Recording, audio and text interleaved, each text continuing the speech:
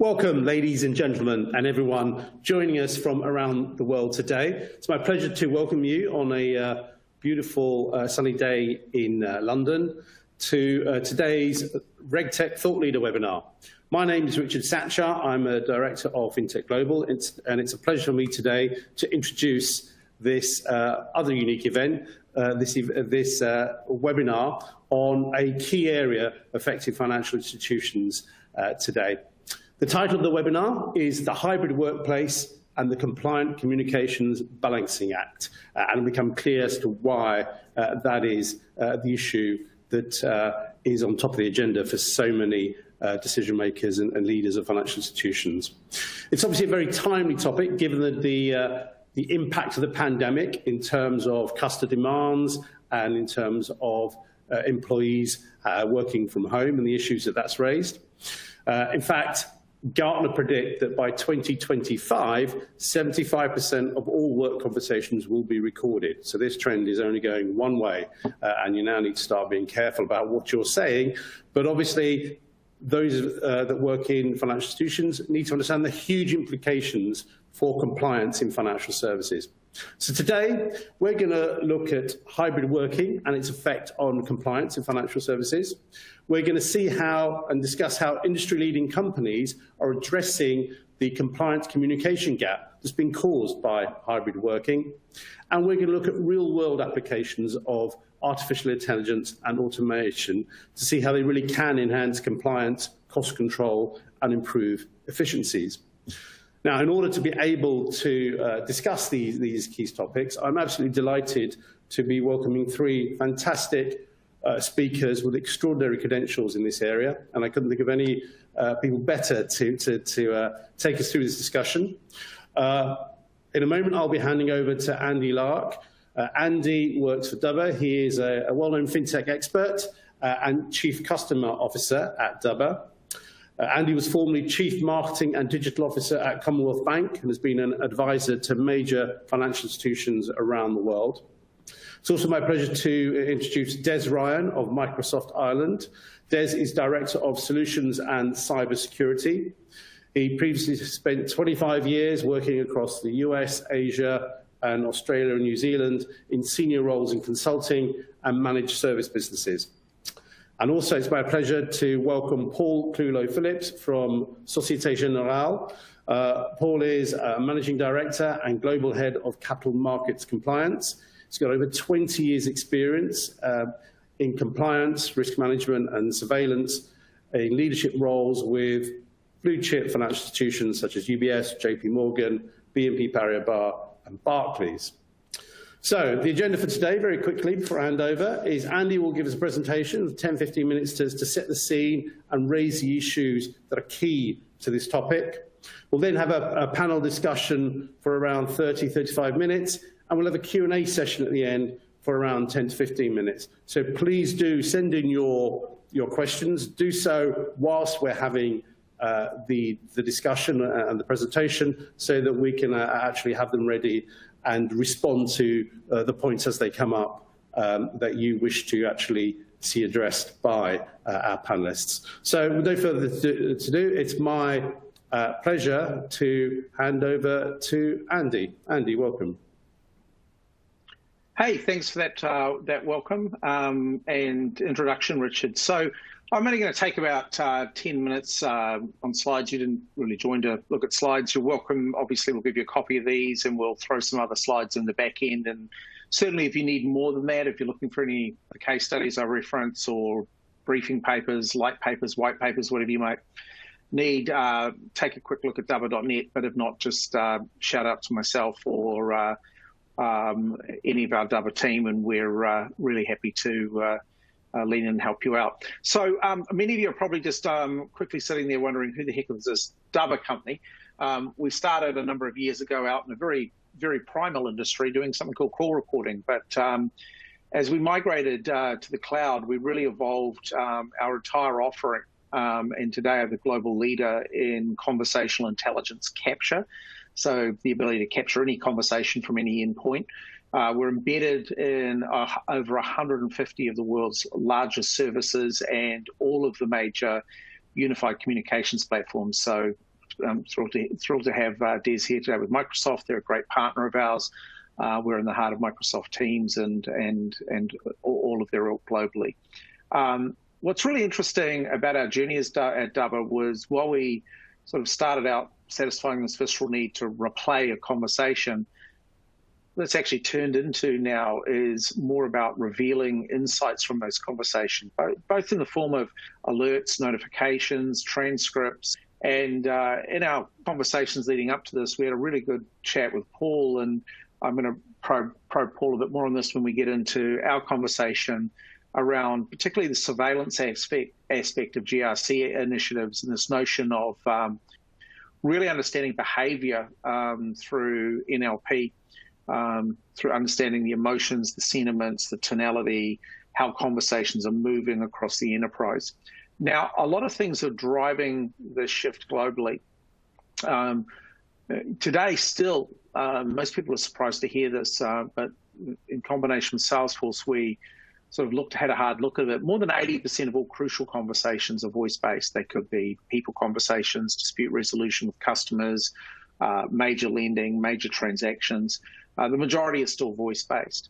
And now the majority of those conversations are occurring outside of the call center. So traditional approaches to conversational capture struggle to work in this new world where suddenly everybody's connecting from everything, using just about everything to do it.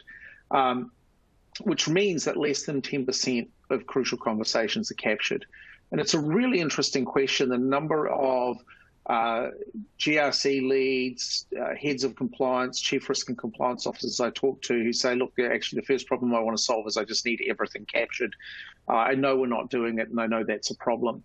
And that insight sort of, I think, underpins a lot sort of Gartner's view that 75% of or more of all conversations will be recorded by 2025. Why not just simply capture them all? Chat, video, traditional phone, mobile, UC communications platforms, just capture them all. But saying that, there's a whole lot of challenges in doing it. And we're going to talk about some of these in the Q&A, right? The massive complexity that's emerged in a multi-geography, sort of regulatory-driven world with enormous cultural variances, not just cultural variances in terms of customers' preferred means of communicating, but also enormous cultural variances in terms of what you can get an employee to do.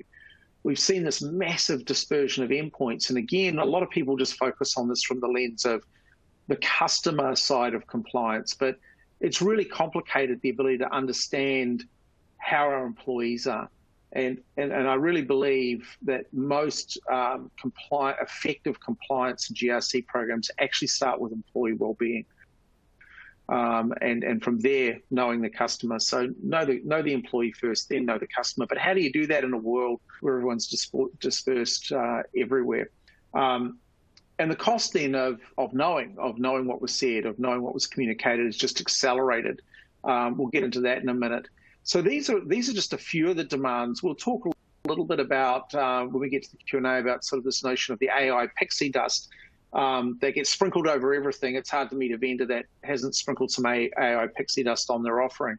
But its cousins, particularly NLP and machine learning, are equally important in this idea that I'm not just looking to understand the patterns and data and make predictions and automate workflows and do more off the raw data.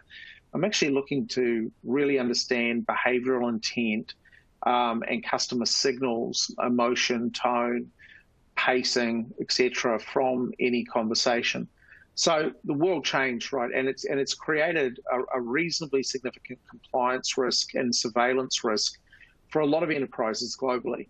And it's something we're really excited about solving for financial institutions globally. And we're working with most of the leading institutions around the world today to do just that. And it really starts with this notion of helping them climb what we call the compliance and surveillance ladder. So it's not just what you do when you've got a regulatory request or what you do when FINRA phones and says, where are all the recordings? It starts way back at, do you know your employees? Do you actually know your customer? And it's been interesting recently here in Australia, and I know obviously not entirely applicable to those of you sitting in the UK, but this is a global webcast, and I think we one lesson we have learned is regulators tend to follow what other regulators do and do that. But this idea we're seeing in Australia right now around Reg 271, which is now all customer dispute resolution must be evidenced with a record of a conversation. So suddenly they're even diving into not just did the customer factually in the data say they were disputing something, but did their emotional tone indicate they were unhappy or dissatisfied? You've got to have evidence and proof of that. So these regulations and mandates that are emerging do start way back at the employee. And I think that the challenges I talk to GRC leaders is they're dealing with often with executives in their businesses who may only see it through the regulatory lens, but don't quite comprehend the degree of difficulty in climbing this ladder in a large-scaled organization. And that's really evidenced in a lot of the data we see. A lot of the data signaling that it is just too complicated, and the burden of just keeping pace with regulatory changes is growing faster and faster by the day. And that's really also reflected in some of the things we see and where people spend their time. We constantly survey the market on this ourselves and look at the challenges GRC leaders, chief surveillance officers and the like are facing. Many of them are spending almost a day a week just on keeping pace with the regulations themselves and just building clarity in their organization. So there's just this burden in knowing what the regulatory pattern is and what the surveillance pattern requirement is.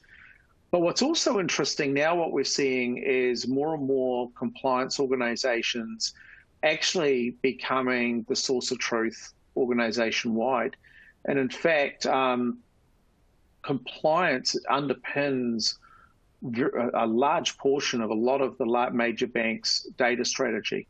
And that same data set is now in demand right across the business as compliance leaders sort of look to, when the head of the retail bank says, you've collected all this data, any chance I can get it because I'm interested in it for a completely different purpose. So it's been interesting to watch in some of the leading banks we work with in the UK, this sort of evolution, if you like, to the system of record or the source of truth, ultimately being in this compliance and surveillance data set, and increasingly being optimized and used right across the organization.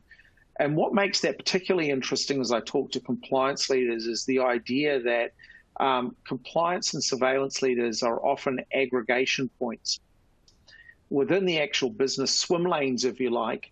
They've got very isolated data sets, often tied to very point applications, but suddenly they realize the compliance function is an aggregated data set. They have a holistic view of what's happening across the company and want to use that data for good work. So it's a very, very interesting opportunity we're starting to see emerge, and why we actually forked our product, in fact, into two offerings, a compliance offering and a general use offering, because the compliance leaders were telling us, yes, we want to help them this, but we want a separate data set. I can't have my data set tampered with or have the potential for it to be mismanaged or misused. So what are the challenges we believe or we hear people talking to us about overcoming? Well, first of all, there's this challenge of how do I capture all this conversational data? I went from capturing conversational data on a SIP trunk line coming into a building. That was easy to do. I remember 2 years ago walking into a major Swiss bank that had a big sign on the front door which required you to check your mobile phones at the front door. You literally couldn't go into the rest of the building with a mobile phone. If you were going to communicate, it had to be on that line. Well, that doesn't work in a work from anywhere COVID-ridden world. Suddenly now I'm living on Teams. I've got customers trying to communicate with me on WhatsApp.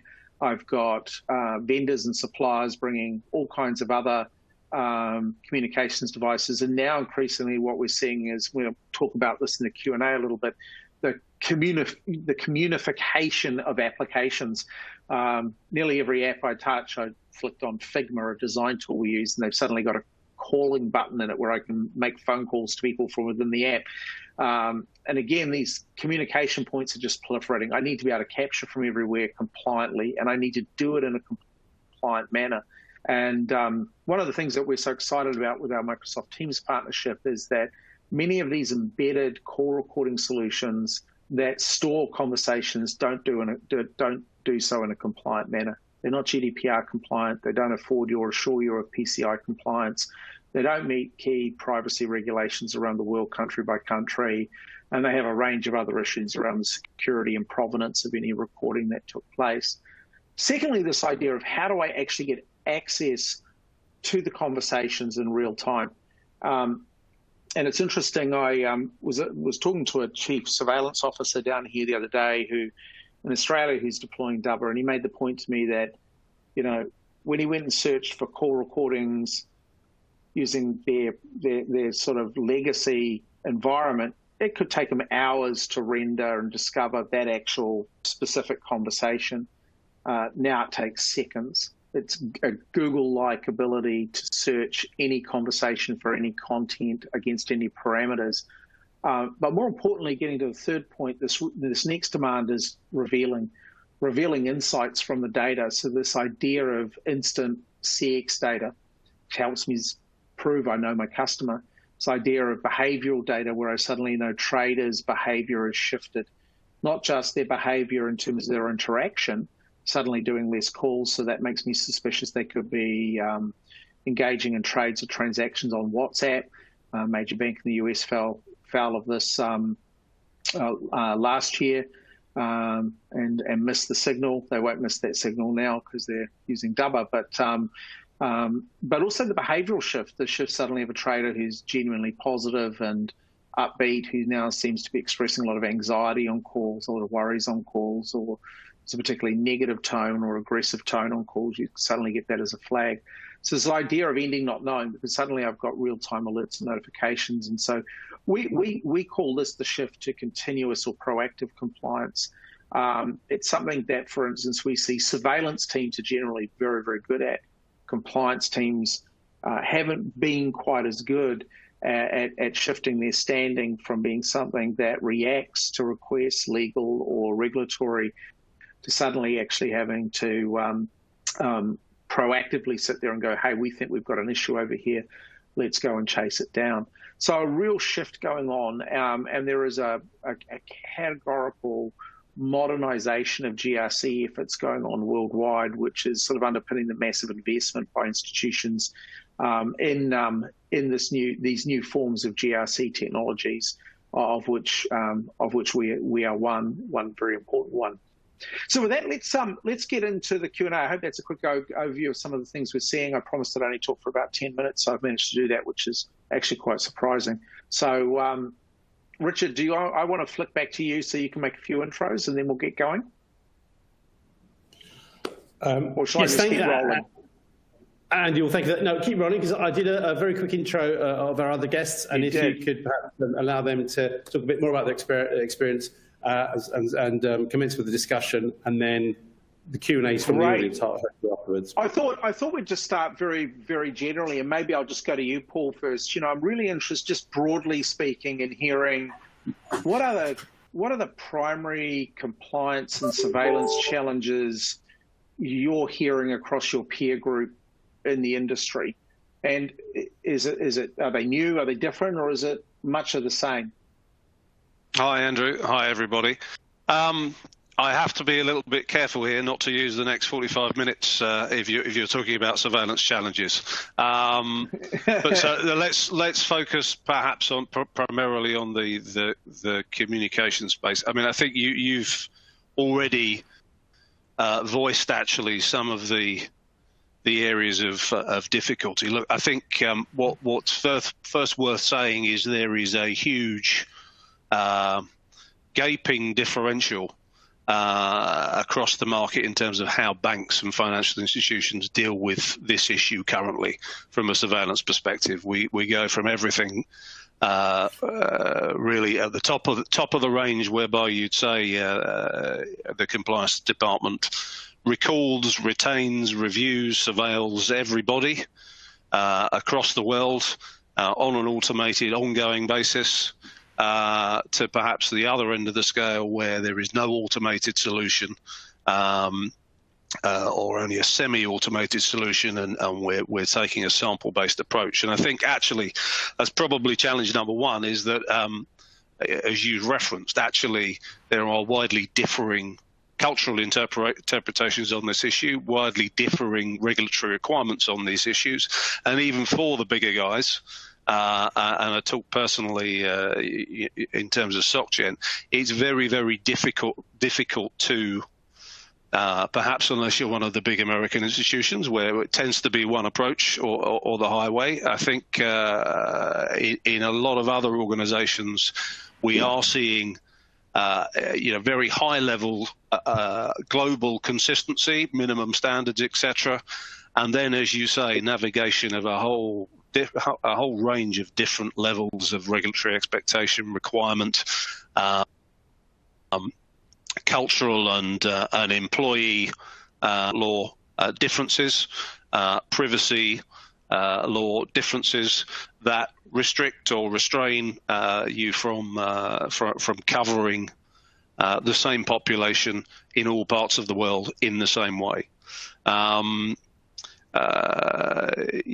This is an expensive job, quite frankly. I think that's another challenge facing the industry. Taking the automated route is expensive. A lot of financial institutions, a lot of banks in particular, are somewhat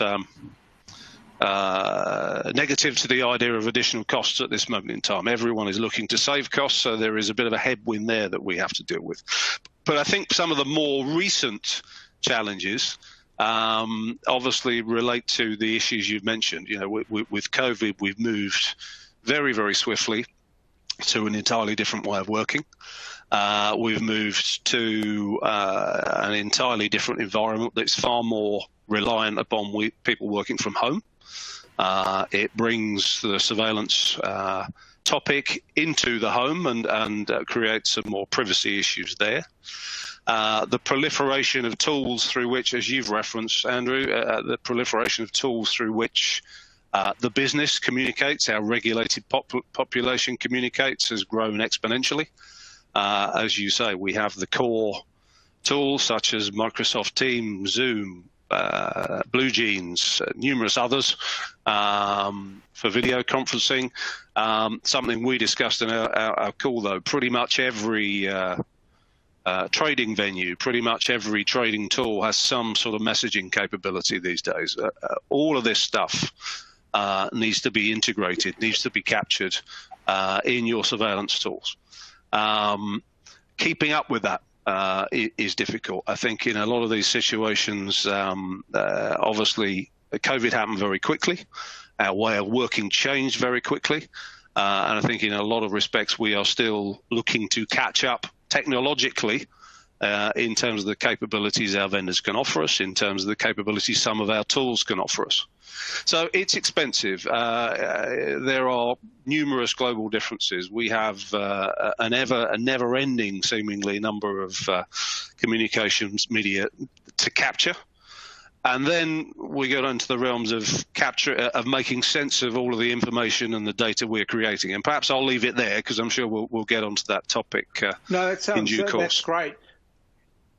That's great. And I think I'll ask this next question of both you, Paul, and Des, but maybe we just leave with Des first. So it's to describe it as a fascinating period is a delightful way of framing the apocalypse. But what surprised you, Des, most about how the organisations you've been dealing with adapted and changed during COVID? What sort of really surprised you the most? From my vantage point, speed was of the essence initially. We had, I think, I forget the exact number, but basically for the last 12 months, we added something like 95 million additional users to the Teams platform. The bulk of that was in the first 3 months of COVID. So the speed at which the technology was adopted was fascinating to see. Satya Nadella, our CEO, said at the start of this pandemic that we'd seen 2 years' worth of digital transformation in 2 months. And there's definitely some truth to that. We had loads of our customers who were kind of anti-adopting cloud completely changed their position because the business imperative to keep a business running overtook any concerns that they might have had. So we've seen three waves of activity through COVID from Microsoft's perspective. We had the initial wave where customers scrambled to keep their businesses running, to enable remote working. And in that first wave, it was all about speed. And there were probably some architectural conversations that were sidestepped, and some security conversations that were sidestepped in that speed to get up and running. But then at a second wave of conversations where organizations realized that they maybe took some shortcuts and they went back and overlaid some security and compliance technologies to make sure that things were as secure as could be. We're now starting to see a third wave, and the third wave is people have realized that this hybrid working is going to be around for forever, possibly or probably, and they're needing to go back and redesign their architectures and their plans to enable remote working compliantly and securely for the long haul, for the long term. So we've seen this new wave of customers who are revisiting their overall strategy in terms of communications and playing a long game with regard to it. So those are kind of three different waves that I've seen, each of which have been slightly different. You do get into conversations like the ones you've pointed out in terms of which platform are we going to use. Obviously Microsoft prefers that you use Microsoft technology, but there are others out there, and whether your company is using them or whether your suppliers are using an alternative technology, there are media streams out there that potentially aren't being captured.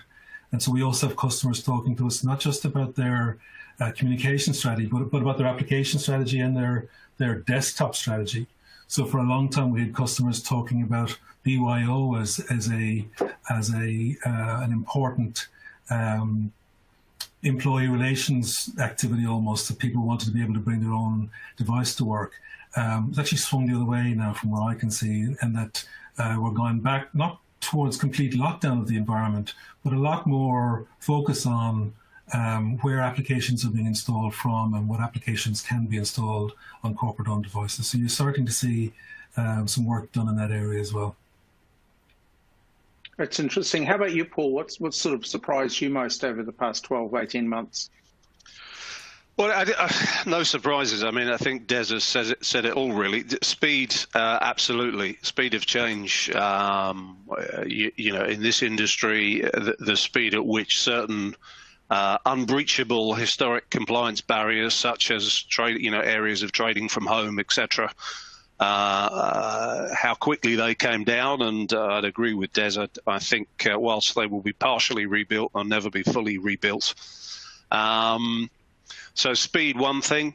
I think just the sheer variety, as I've said earlier, of different discussions we've had in different parts of the world, proliferation of tools, the expectation of clients, again, I think we've seen it's really driven that proliferation of tools. We've seen, obviously, clients only able to communicate utilizing certain tools, and banks, financial institutions equally will need to be able to talk to the client and want to be able to communicate via those mechanisms. So again, I think that's driven banks, yes, towards a tool of choice, but equally towards trying to have as much flexibility as possible across a number of these platforms.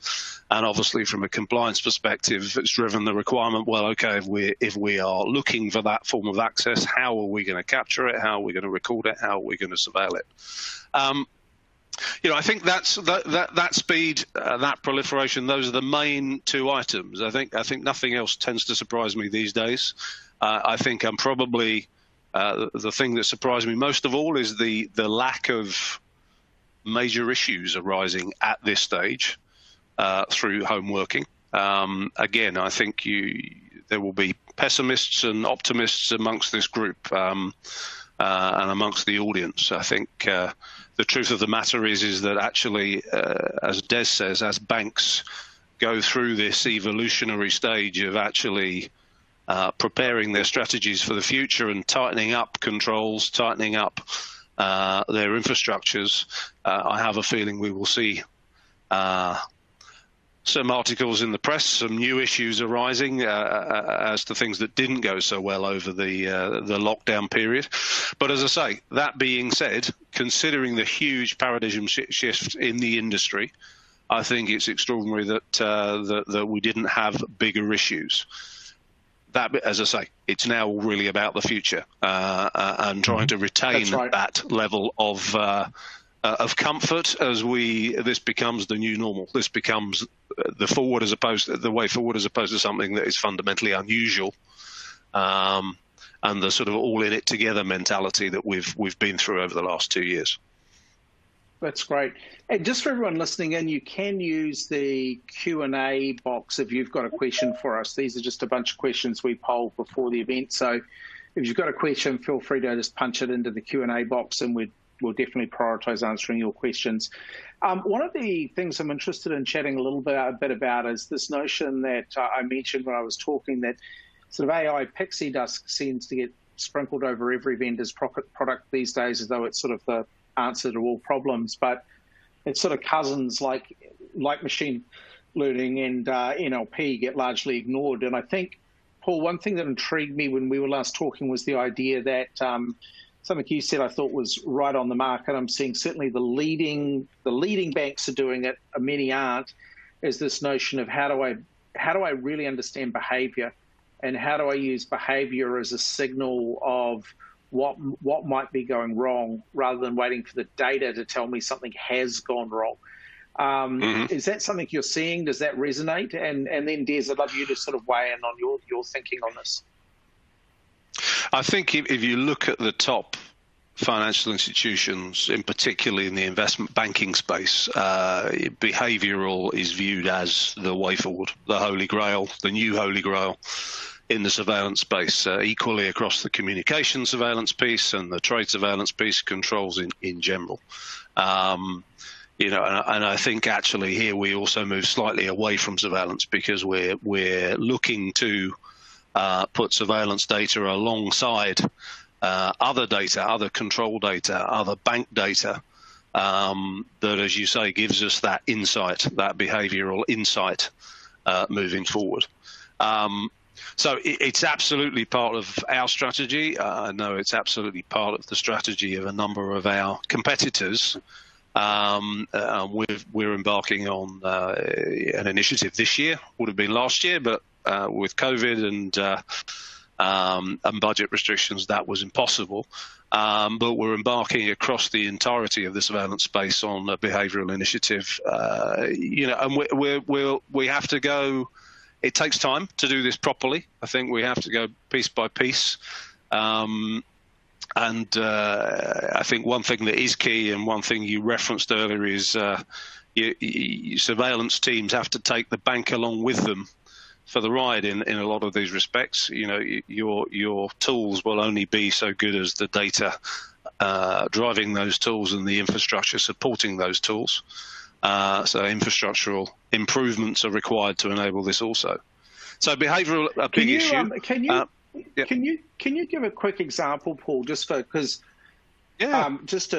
we talk about behavioural, like what would be an example of sort of NLP-based behavioural insights that you would go, that'll help us a lot?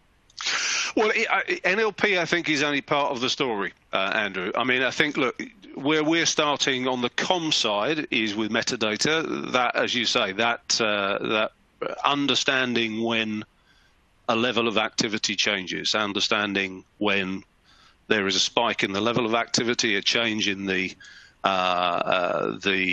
communication profile, who an individual is talking to, when they are talking, so on and so forth. We're putting that alongside trade surveillance data, trade order data, other control data, to understand. I think before you even start to try and identify abnormal behaviour, obviously you need to understand what normal behaviour is for any given individual. So I think the first part of behavioural is you develop a profile for each relevant individual. You define what normal looks like. You then have to overlay context. So, we all act abnormally at times because actually things happen that require us to. If the market goes kaput, as it did at the early stages of COVID, I wouldn't expect our traders to just simply carry on doing what they've always been doing. You need that context. You need context of what's going on in the outside world.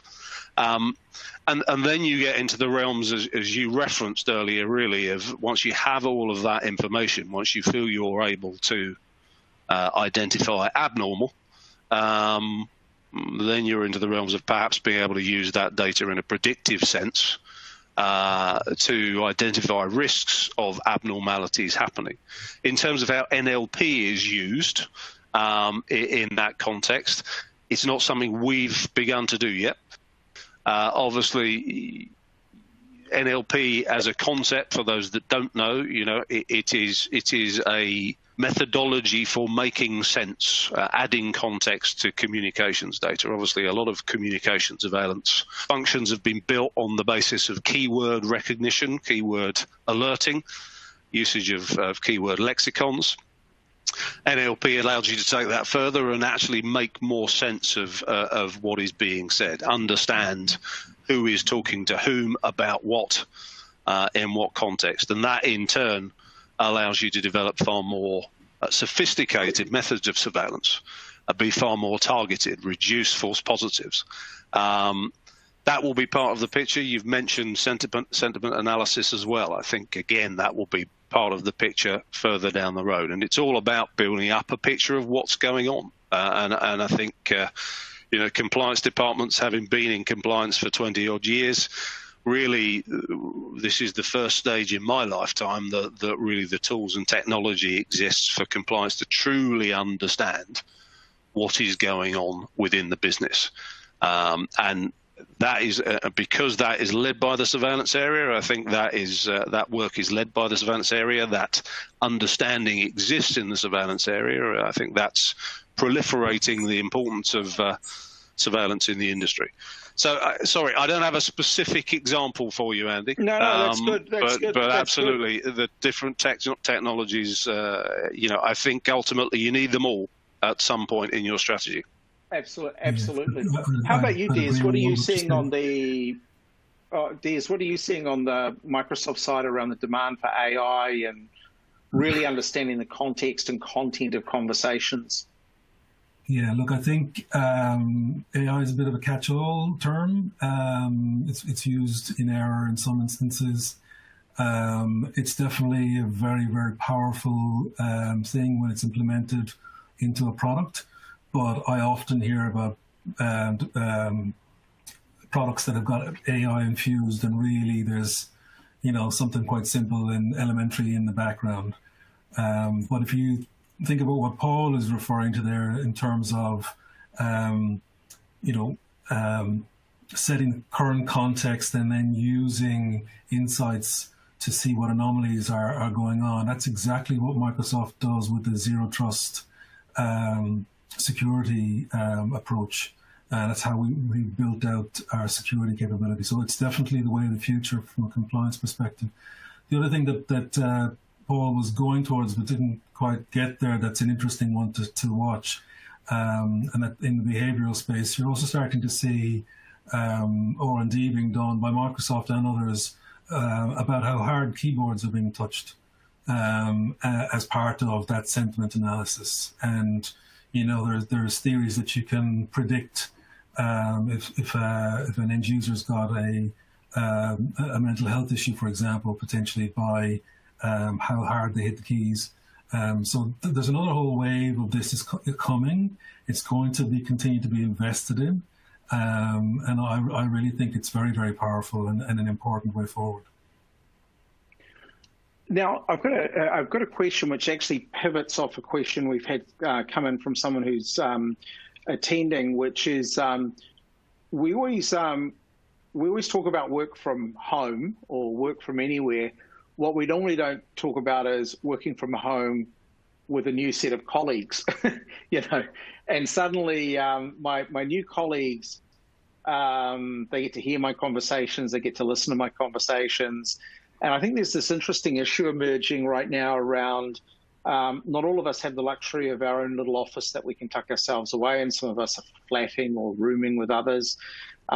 What's your view on how organizations are adapting and sort of modernizing their security and compliance policies when people are working from anywhere, and often or sometimes they actually could be cohabitating with a competitor?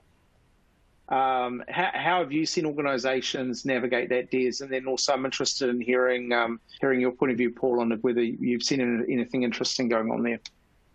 Yeah, look, it's definitely something that's come up. Dublin, for those of you who don't know, is a real tech hub.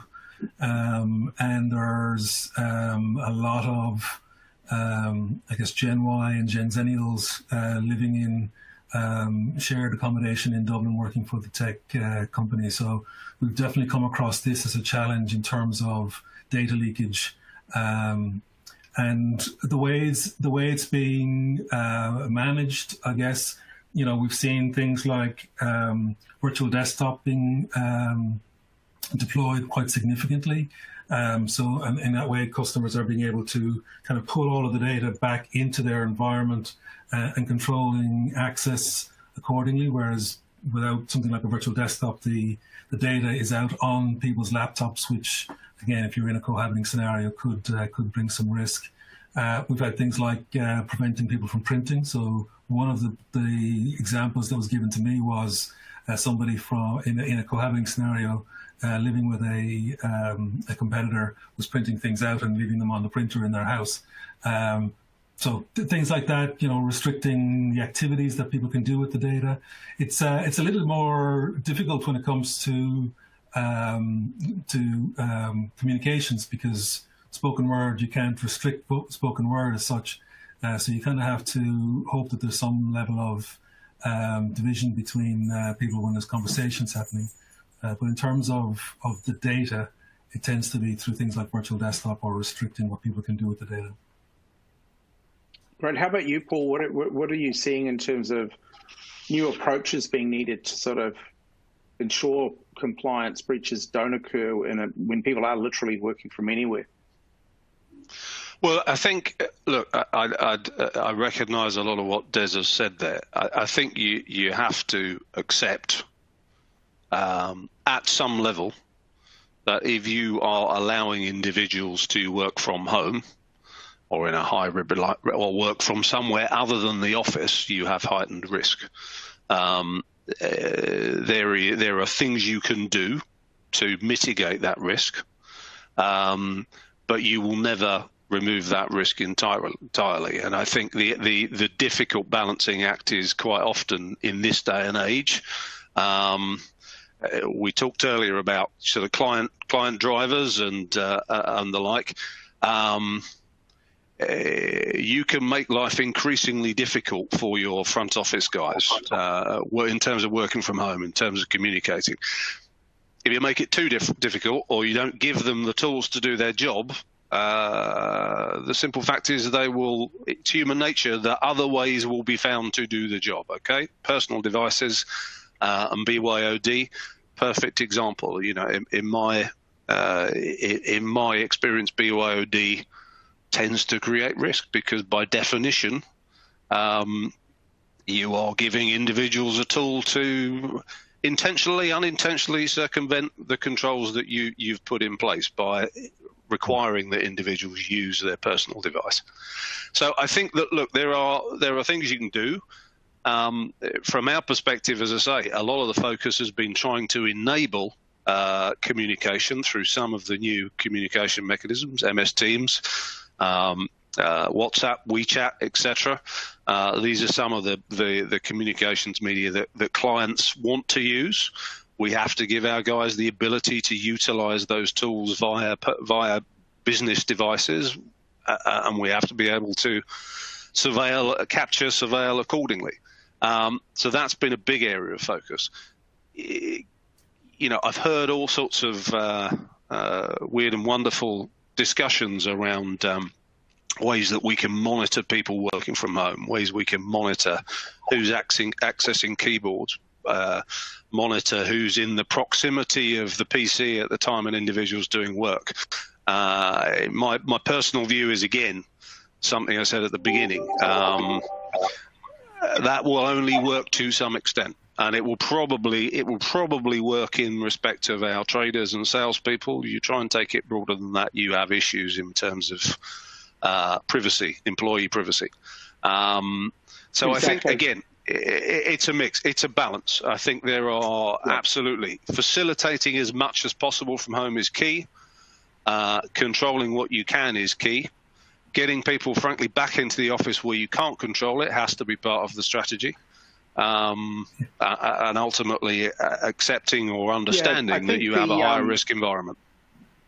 Talking to a head of risk and compliance at a major bank in the US, a similar question came up when I was doing a panel with him recently, and he sort of made the comment, first of all, we're incredibly grateful our employees have agreed to work from home, because they could have just as easily said, sorry, can't do it. And then we would have been in real trouble. So that's the first thing he said. The second thing he said was quite interesting. He sort of said, look, we actually have a responsibility not just to protect our data and our customers, but to actually protect our employees as well. So the onus is on us if we think employees are dealing with such secure information data that we actually provide them with a safe and secure place to work from. It may not be our main office, it may be some other environment, but he said we already have environments set up for people working on major M&A, major trading transactions, major material events we've got going on. We'll say, right, we've now got an isolated pod environment you can come into that's COVID safe. It's hyper protected because we actually don't want to put you, the employee, at risk. So he had a really interesting perspective on that one as well. I thought that you got to start with how do you protect the employee as much as protect yourselves and ourselves, and I thought that was a good observation. I'm really interested in just jumping into another and taking 2 or 3 more questions. I know we're punching through our time together here. It's been a really great conversation. I'm really interested in your view, Paul, on, look, it's no question that UC is firmly established self, unified comms, Microsoft Teams, its poorer cousin Zoom and the others have really established themselves now as sort of dominant parts of our lives. What in particular, when you look at these UC platforms, do you go, geez, I just wish we'd done this or they'd done this? Where do you see the opportunities as those technologies mature and grow? Where do you see that sort of shift only getting better?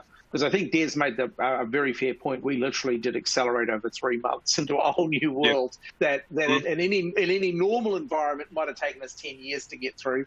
But we look back on it and go, geez, I think it would have been good if we'd had this, and this in place. What things come to mind for you? What would you put on Des's radar to go get working on?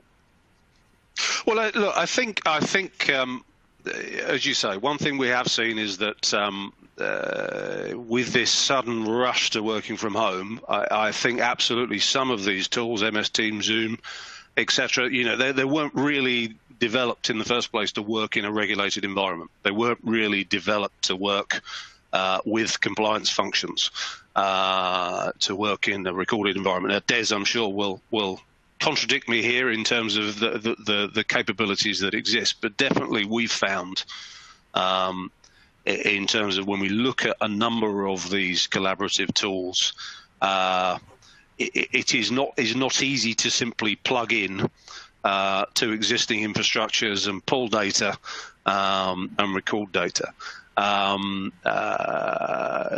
We are having to find solutions. We are having to find bespoke solutions quite often. So I think first and foremost, a more standardized solution to this sort of problem for the industry, I think, has to be the first area of focus.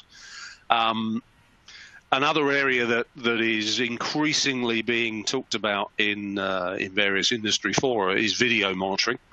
That's something that gives me nightmares personally because of the just sheer level of data involved in that. And frankly, because at this stage within the compliance toolset, we don't have a tool that will allow you to meaningfully monitor video. You can monitor text, you can monitor speech, you can't monitor what an individual is doing without sitting there and watching through the entire call. And obviously that is not something that you can do on an industrial basis.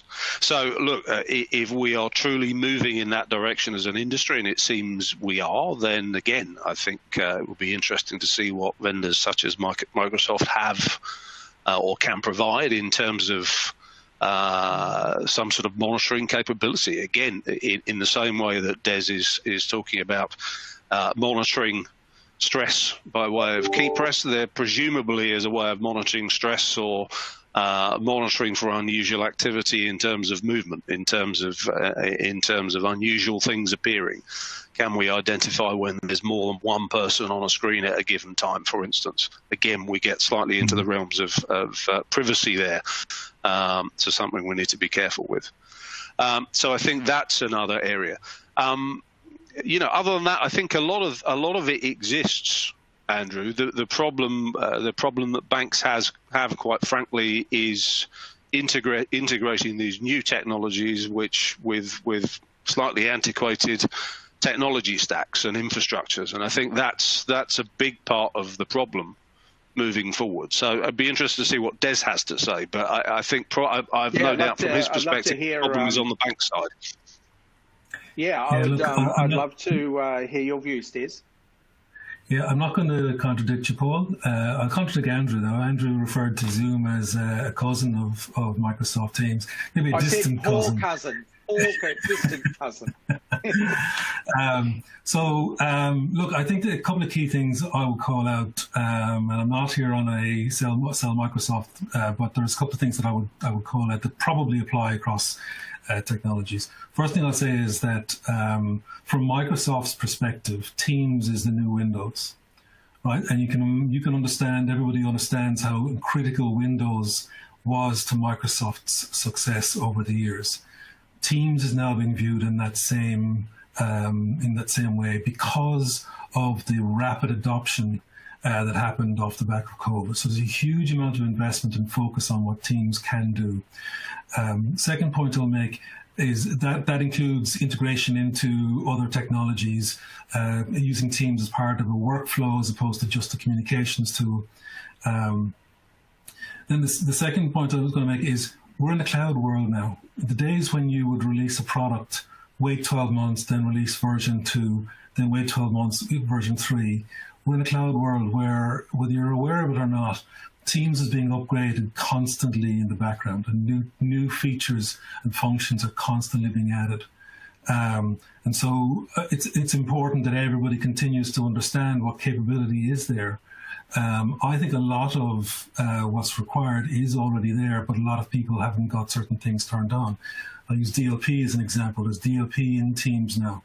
There's information barriers in Teams now that can apply compliance rules, but in lots of instances, customers aren't using them because they're not aware that they've been given this in the background. So, and I say that applies not just to Microsoft Teams. Other technologies will probably be doing something similar. So we'll continue to evolve. I think your answer there, Des, is a really nice pivot to another one of my questions, but also a question we had from someone listening in. So, and it's a bit of a tricky question to ask, and maybe I'll get Paul to go on it and then you jump on it, Des, as well, which is it really centers on this idea that you're right, technology and Teams evolves nonstop. I mean, it's done a great job of just continually evolving. The challenge is all this new technology landed, our headcount didn't go up and our management capability didn't go up, and no one increased the GRC footprint to manage, as you say, all those new features and those policies. It was someone has to do it, but and so suddenly what we're seeing is more and more of these GRC leaders being faced with the proposition of, I need to get more budget, I need to get more money. And we're going to have to keep our answers real snappy here because we've only got 5 minutes left and I've got 2 other questions we've got to answer for the audience. But what's your trick, Paul, to getting more money? Do you have any magic trick? I wish I did. I wish I did, Andrew. Is it fear? That's long been part of the compliance armory is fear. Absolutely. Look, I mean, I think just making sure that you are having the discussion at the very highest levels of the bank and they understand what could go wrong. Absolutely. I think that's the only way. But I'm glad you asked the question, because I was just going to respond to Des. I mean, I think, look, absolutely, the difficulty with working with an organization like Microsoft and Teams, which, as you say, is becoming an all-encompassing tool, is that, of course, for the likes of me and for the likes of most banks, that is only one all-encompassing tool. Okay, we also have a whole bunch of other tools that we need to integrate with that infrastructure. And, it's great that we can move quickly now in terms of enhancing capabilities, providing new functionality via the cloud. But equally, as you say, Andrew, from a compliance perspective, from a control perspective, we have to keep up with that. And I think that, we're finding ourselves spending an awful lot of time now building new governance around our infrastructure with our technology functions to make sure we have far more visibility and understanding from a compliance perspective as to the capabilities that do exist, and that we are able to exercise control over the rollout of those capabilities. Because again, it's a new world we're in. So we have to build new governance. We have to ultimately take control from a compliance perspective. I'm afraid I don't have the magic trick for budget. You just have to keep fighting it out and escalating all the way to the very, very top. I think that's spot on. How about you, Des? Any big tricks that you're in? You've been super successful at getting things into some of the largest institutions out there. Yeah, I think two quick answers to that question. One is there are some really good tools for managing the compliance, like Compliance Manager in Microsoft World. Make sure you're using them. Make sure your automated updates to give you, as much as you can from that kind of a technology. And the other thing, if I'm talking to a customer and they're challenged in terms of their budgets, things are evolving. Just like Teams has come into play as a kind of a central tool, there are other tools that are probably going to spin out of the back end that are probably less relevant. So we try and understand what it is that a customer is going to migrate off and try and assist them to get that budget freed up as quickly as we can. Cool. I've got that. That's great. That's great, Des. One other thing I'd just say about the Microsoft world that we enjoy is just the enormous richness of resources out there, and that Microsoft MVP community in particular is fantastic for tapping into. So I've found that really, really helpful in just understanding how we integrate with Microsoft's compliance offerings. So it's been really good. There's a quick question here from one of the attendees, and I'm going to give an answer, but Paul, you might be able to correct me if I've got it entirely wrong, but I'm going to give you the global answer, but Paul will be able to give you a more regional answer, which is if video data monitoring and recording are made, how long do you need to store them? Well, the simple answer to that is most compliance regulations to date don't actually overly specify around video recording. They specify around call recording or conversational recording. And it's a subtlety, but having been through this with FINRA in the UK, for instance, in some depth, they, as Paul suggested, have a view of sort of video as well. I'm not sure the video is actually going to add a hell of a lot, but we do want the conversational record. Most, if you're trying to comply globally, most GRC functions I talk to with what they deem crucial conversation environments, trading turrets, for instance, they target 7 years and longer on legal hold or and legal disclosure should it occur. Paul, do you have a quick answer or view on that one? Completely agree with you, Andrew. As you say, no, I'm not aware of a jurisdiction that requires us to keep video. That really the video debate is really the industry pushing the envelope here, I think, in terms of what's possible. Yep. I think that the regulators will follow if something goes wrong, right? If we find at some point somebody in the future gets dinged for some form of manipulative activity facilitated via video, but not there currently.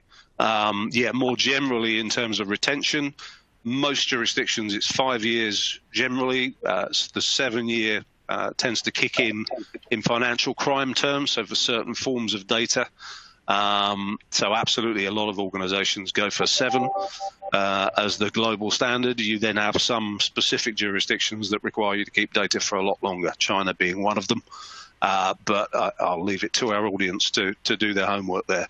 Yeah, as you say, seven is a good starting point for a global retention period. That's great. Well, we're out of time. We're on the hour. I just personally want to thank Des and Paul for a great conversation. Lots of terrific insights there. And perhaps I'll hand it back to you, Richard, to wrap up. Andy, thank you very much indeed for chairing such a fantastic discussion. And thank you very much to our special guests, Des and Paul, and of course, Andy, for sharing your insights. It's been extraordinarily informative in an area that is obviously key and fundamental to business strategies for financial institutions going forward. I think there were lots of topics that came up that need to be addressed by financial institutions. But overall, it's clear, as was mentioned, that we're in an entirely different world now post-pandemic. This wasn't a one-off event. It's presenting entirely different challenges for the long term. And the result of the proliferation of communication tools and the huge volumes of data, these issues are much bigger than they were before. And we've heard that keeping up is difficult, it's expensive, but obviously it's imperative to get it right. We also heard that, early on, 2 years of digital transformation occurred within 2 months. Well, that pace of change isn't going to slow down at all. And people are realizing that the way of working has changed long term. And we've heard that companies need to review their communication strategies. And that involves looking at things such as understanding that behavior is the new holy grail, as was mentioned by Andy, and also that, companies are going to be able to see through the AI pixie dust and look at machine learning and NLP cousins, as you call them, when those are the right components of a solution. And then one's obviously got to find the budget and integrate it into existing technologies. So there's a whole host of challenges there, and it's fantastic that you highlighted them all and gave us your insights, and that was really, really helpful and appreciated by many of the comments I'm getting from the audience. So thank you all. Thank you everyone who joined us today. It will be available on demand if you joined part of the way through, or you'd like to have one of your colleagues listen or view today's webinar. And we look forward to seeing you all again very soon with our guests and with Dubba and other guests addressing other thought leader issues in the RegTech arena. So thank you very much for joining us today, and see you again soon. Goodbye.